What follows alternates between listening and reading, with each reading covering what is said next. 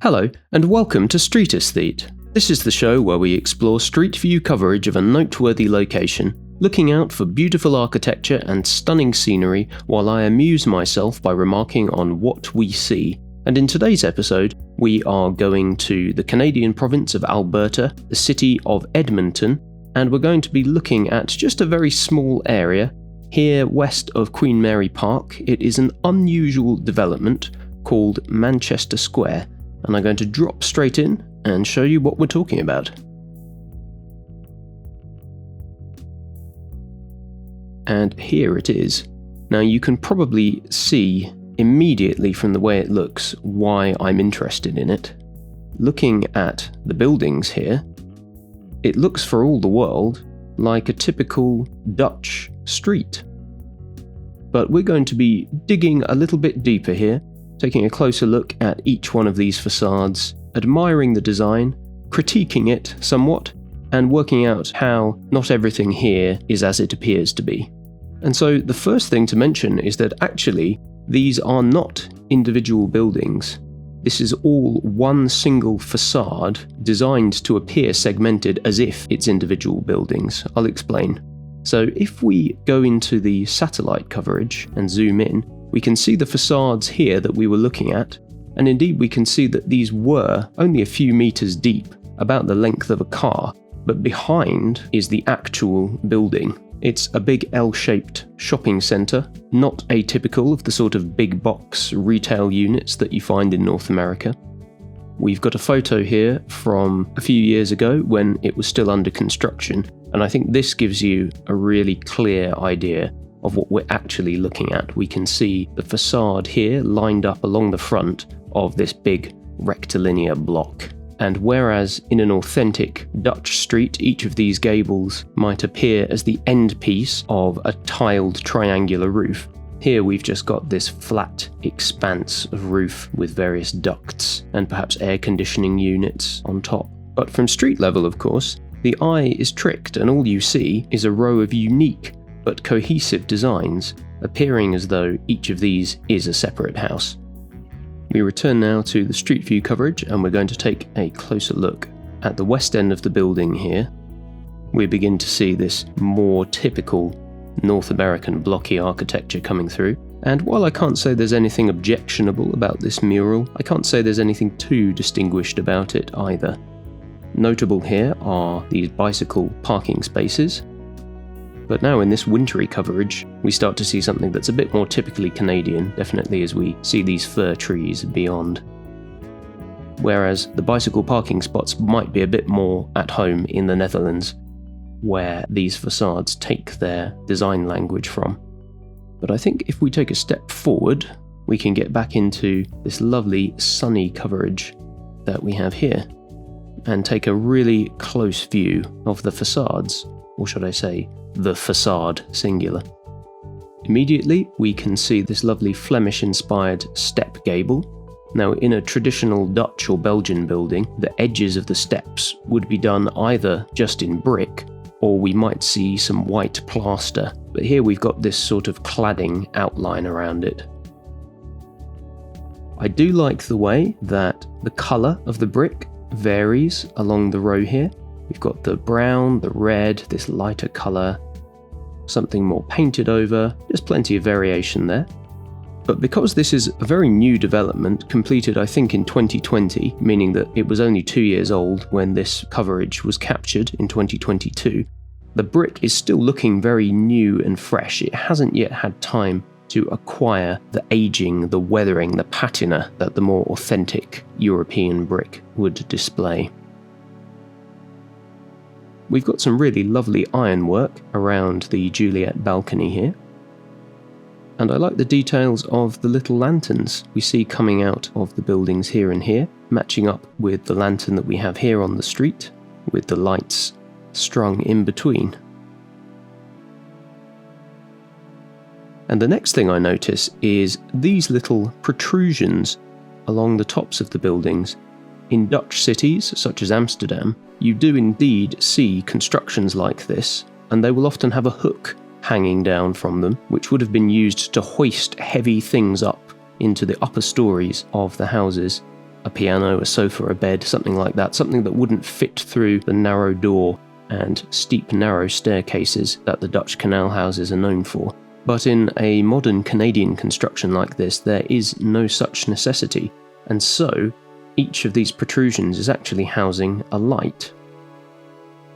And we can see here some photographs of the building lit up at night. We see those lights along the tops of the false gables here, and we can also see in the step gable here that actually that cladding that I was talking about along the top is housing more lighting. Here the light is blue, here it's red, perhaps the colours change, and I think this has a really lovely effect, emphasising the varied outline of the tops of the facades here. And we can see those little fairy lights strung between the lampposts. Gives the whole thing a really cosy, twinkly sort of glow. But I noticed that there are very few cars parked in the car park, and probably most of the units in this shopping centre are shut at night, so it's probably something designed more to be glimpsed briefly as you drive past it on this road. And I think it is worth mentioning at this point that another way in which this site is entirely North American rather than European is that rather than this being an authentic street or a town square, where we might expect to see a pedestrianised area, perhaps with seating and cafes, is, as so much of North America tends to be, tarmacked over so that people can park their ugly vehicles there. But just as long as we don't direct our gaze to the car park and we keep looking at the street, we can almost be fooled. Let's carry on down the row and see what else catches our attention. Pretty awning here.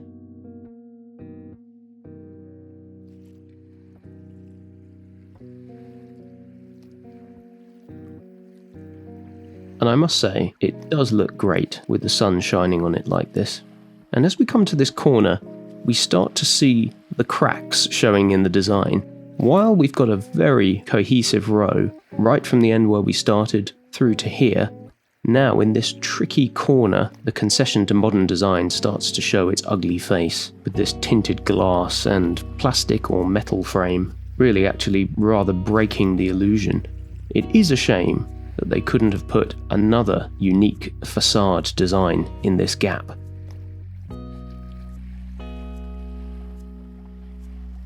And I think we'll just return to these facades here. I wanted to talk about the arches that we can see. I don't really know anything much about architecture. My interest is purely in pleasing my eye. But as I've been making the street aesthete videos, I've been trying to learn a bit more about the terminology, and so I've been looking at arches and the different kinds of brick arches that you can get. This kind I see quite often on older buildings in London where I live, so this is called a jack arch, which I think is a little bit strange in that it isn't really an arch, I don't think. It's more of just a decoration above the window.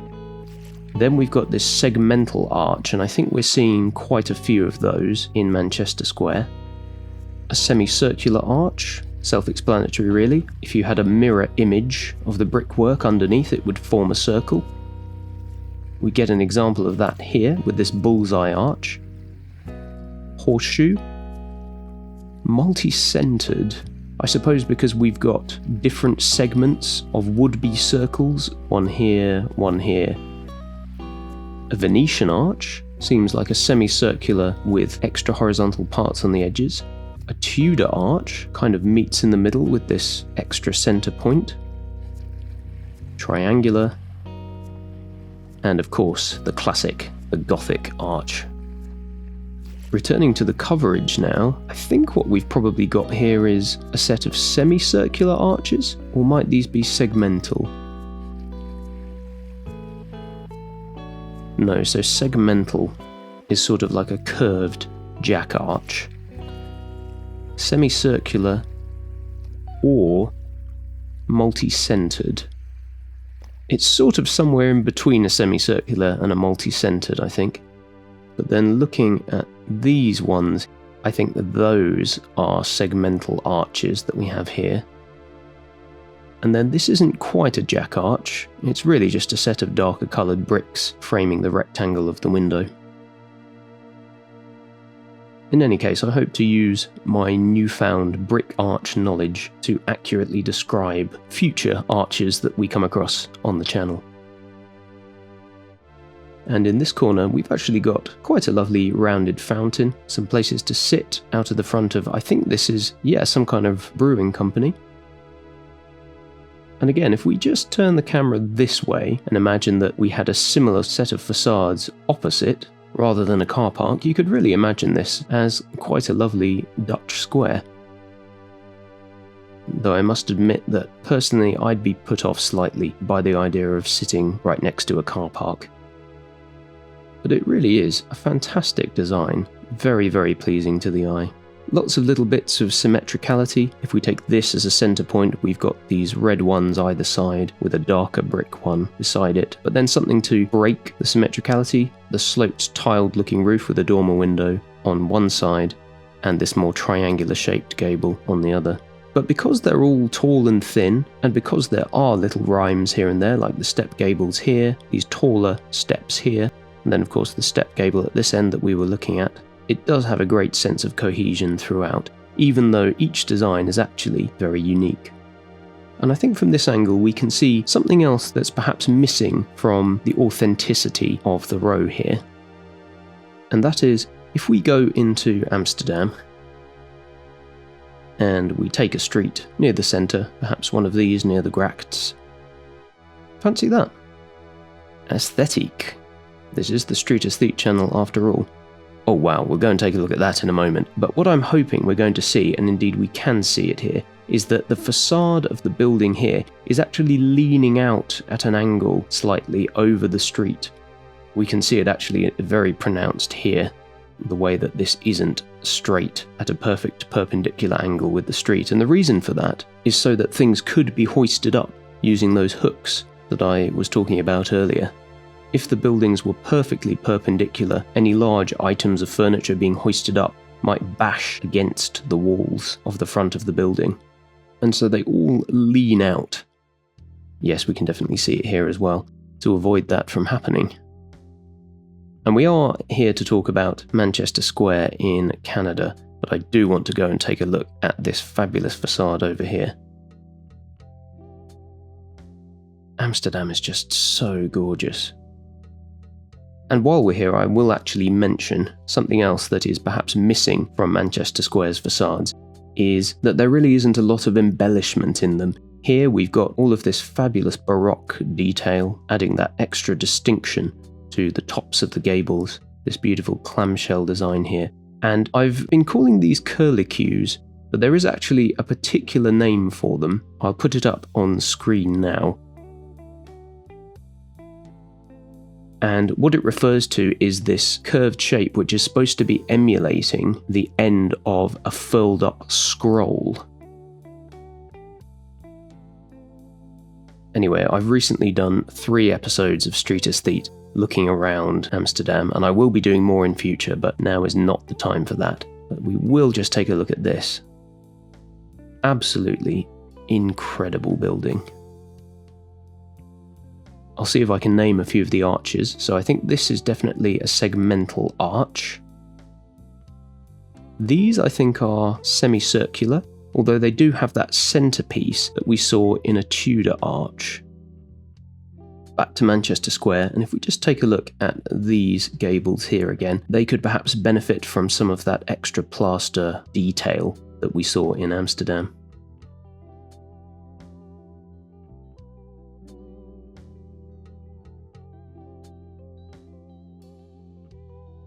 And we're going to come around the corner, because there is a little bit more here to see. I haven't commented on these corner pieces yet, with the towers. While you certainly could see something like this in the Netherlands, I think these actually break the illusion more than any of the other facades that we see here, because of the absence of any ornamentation whatsoever around the windows. It just looks a bit too plain to be an authentic historic European building. But of course they're only a few years old and we can't really expect them to be authentic. On the whole, what I'd like to say is that while these are by no means perfect, and while they're pretty superficial, pretending to be something they're not, I actually really like them. I like the way that they've taken elements from Dutch architecture, like these protrusions for hooks, which have a different purpose in their place of origin, and repurposed them for the new context, adding lights to them. I like the way that it really does, at a glance, look like a genuine Dutch street, and I like the way that it has plenty of unique designs. I mean, I think this is the only one that we've seen along the whole set of facades that has circular porthole windows, and indeed we now know that these arches are called bullseye arches. There's plenty to admire here.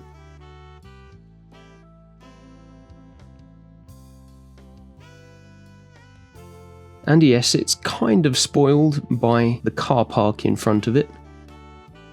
But if we just go down the road and have a look at any old street here, we'll start to get a sense of what the rest of this suburb of Edmonton actually looks like. I mean, we've just got a whole street of garages here.